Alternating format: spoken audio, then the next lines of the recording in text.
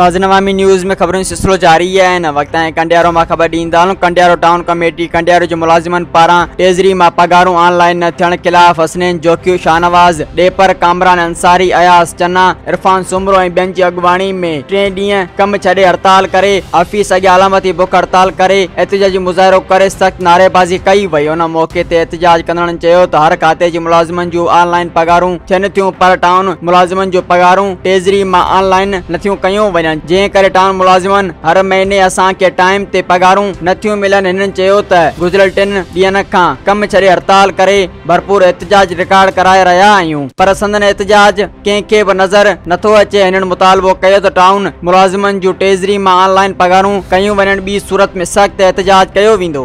मज़ीद खबरों और तफसीलात के लिए विजिट करें हमारी वेबसाइट www.awamiNewsHD.com।